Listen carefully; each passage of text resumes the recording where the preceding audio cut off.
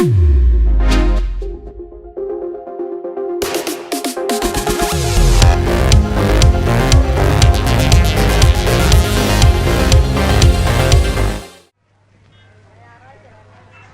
5 ticket വേണം. എത്ര വെച്ച് വേണം? ഒരു കാര്യം ചെയ്യ്, 55 വെച്ചെടുത്തോ. വേഗാട്ടെ, സ്ഥിരം പാർട്ടി വേറെ ഉള്ളതാ.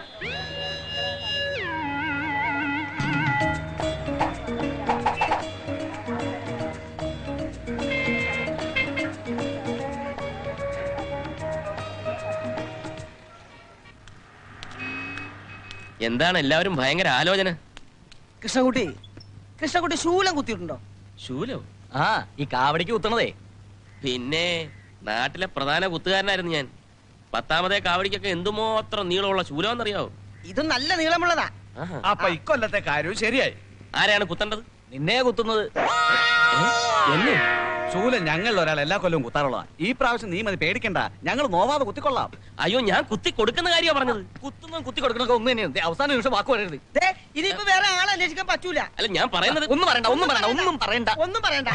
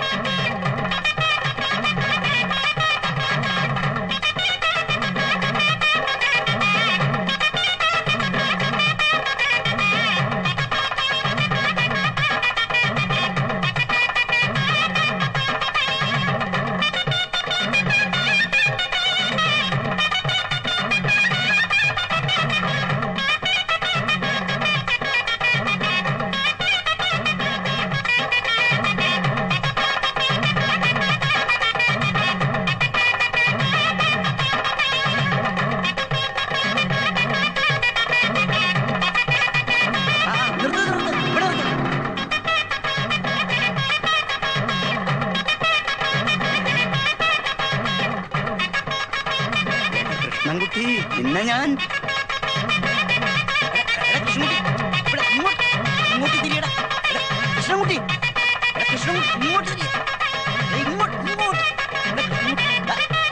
ഇങ്ങോട്ട് അവിടെ നിൽക്കാൻ. എടാ കൃഷ്ണൻകുട്ടി, അവിടെ നിൽക്കാൻ. എന്റെ പൊന്നു കൃഷ്ണൻകുട്ടി, അവിടെ നിൽക്ക്. എടാ, എന്റെ ബാങ്കിലെ പണി പോയടാ. കൃഷ്ണൻകുട്ടി അവിടെ നിൽക്ക്. എടാ കൃഷ്ണൻകുട്ടി, എന്റെ ബാങ്കിലെ പണി പോയടാ. ഞാൻ പറയുന്നൊന്നു നീ കേക്ക്. എടാ, നിന്റെ പശു എന്റെ പണി കളഞ്ഞടാ. എടാ കൃഷ്ണൻകുട്ടി, ഞാൻ വഴിയാതാറായടാ.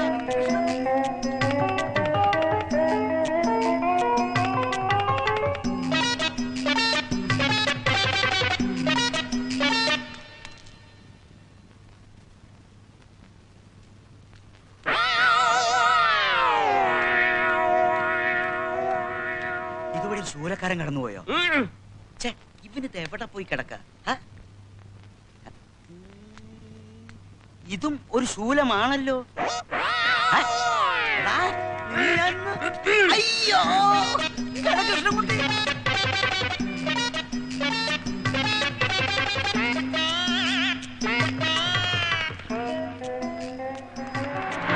ഓരോ ആചാരങ്ങളെ മനുഷ്യന് വേദനിക്കില്ലേ?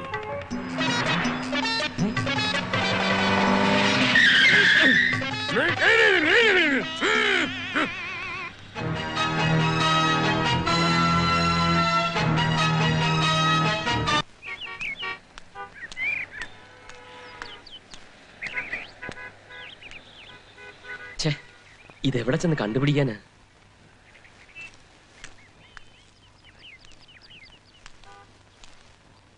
ഇവിടുന്ന് തെക്കോട്ട് പോകുമ്പോ ഒരു പള്ളി കാണാം. അതിന്റെ എതിർവശത്തുള്ള ഫ്ലാറ്റിന്റെ 3ാമത്തെ ഫ്ലോറിലാണ്.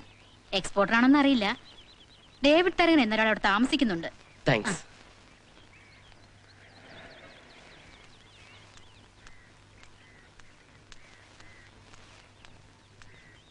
ഇവിടെന്താ ഷൂട്ടിംഗ് ആണോ? ഷൂട്ടിംഗ് ഒന്നല്ല, ഒരാളെ യാത്ര അയക്കാൻ വന്നതാ. പെട്ടെന്ന് വിസ കിട്ടി. വിസയോ?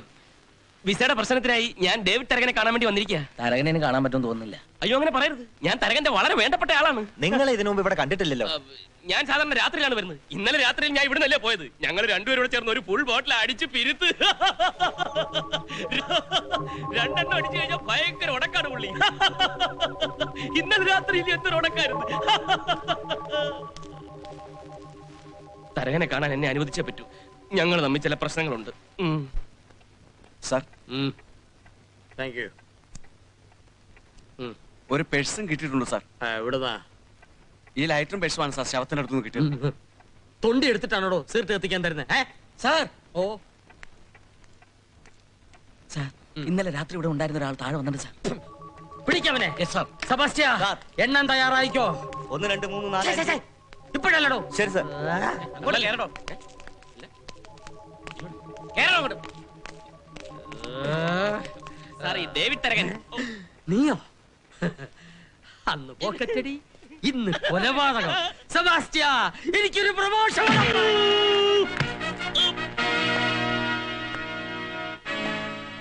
പറയടാ, തരകനെ കൊല്ലാൻ ആരാടാ നിന്നെ സഹായിച്ചത്? ഞാനല്ല കൊന്നത്. പിന്നെ ഞാനാന്നോടാ കൊന്നത്? നീ അല്ലല്ലേ? അല്ല. സെബാസ്റ്റ്യ എണ്ണിക്കോ.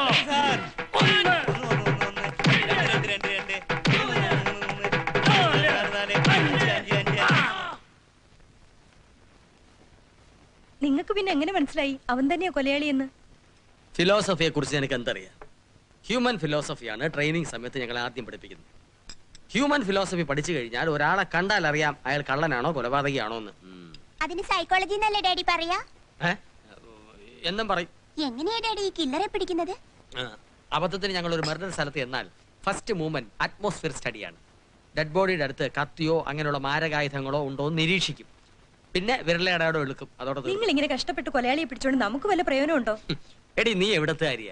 നാളെ രാവിലെ ഇവിടെ പത്രക്കാരെ കൊണ്ട് നിറയും തുമ്പില്ല തുമ്പില്ല എന്നും പറഞ്ഞ് 4 കാളം എഴുതും. എടി എന്ന് പറഞ്ഞാൽ CBI-ക്കാർ എഴുതി തള്ളിയ 4 കൊലപാതക കേസിലെ പ്രതിയെയാ ഞാൻ പിടിച്ചത്. മന്ത്രി ഡൽഹിക്ക് വെറുതെ പോയിരിക്കുക. ഇല്ലെങ്കിൽ പ്രൊമോഷന്റെ കാര്യം എന്നെ വിളിച്ച് പറഞ്ഞേനെ. CI അറിയുമ്പോ ഒന്ന് ചമ്മും. പുള്ളിക്കാരെ ഒത്തിരി മഞ്ഞുണ്ടതാ ഈ കേസ് കണ്ടുപിടിക്കാൻ. ദേ പറഞ്ഞ് നാവ് വായിലേക്ക് ഇട്ടില്ല. CI അദ്ദേഹം.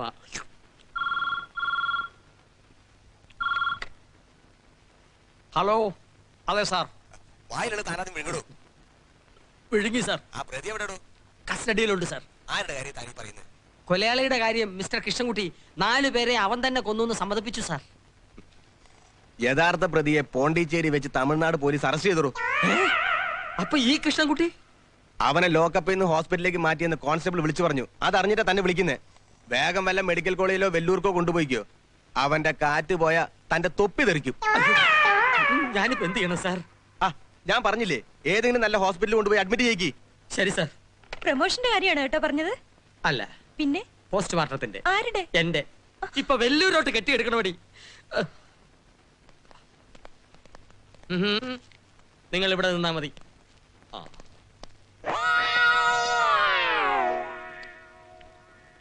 ഇനി ഗുളിക തിന്നിട്ട് മതി ബണ്ണ്. സിസ്റ്റർ, ഇത് എന്തിനുള്ള മരുന്നാ? വേദനയ്ക്കുള്ള മരുന്നാ. വിശപ്പ് കുറക്കാനുള്ള വല്ല മരുന്ന് നീ കൊടുക്ക്. 13 ബണ്ണും 27 ചിങ്ങമ്പഴം തിന്നു കഴിഞ്ഞ് ഒരു ചിക്കൻ ബിരിയാണി കൂടി ആളെ വിട്ടിട്ടുണ്ടേ. കൃഷ്ണമോനെ.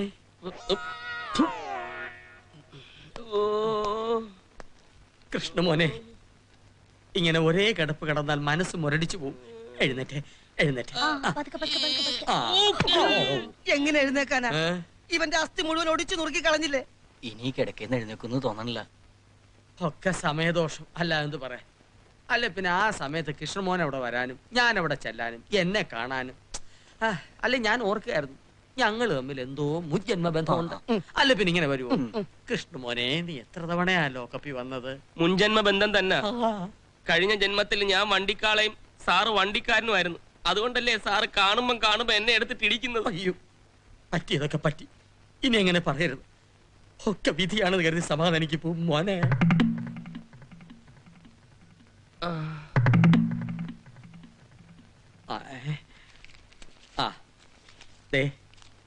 ഇത് വെച്ചോ.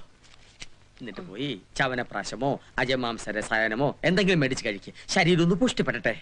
സാറേ, 6 മാസം ഈ കിടപ്പ് കിടക്കണമെന്നാ ഡോക്ടർ പറഞ്ഞത്. കഴിഞ്ഞുകൂടാൻ ഒരു ഗതിയുമില്ല. മോനിയെ നല്ലൊരു ജോലി മേടിച്ചു തരുന്നുണ്ട്. എന്ത് ജോലിയായിരിക്കും സാർ ഉദ്ദേശിക്കുന്നത്? വല്ല ദേഹെണ്ണ ഉണ്ടാക്കുന്നതാണോ?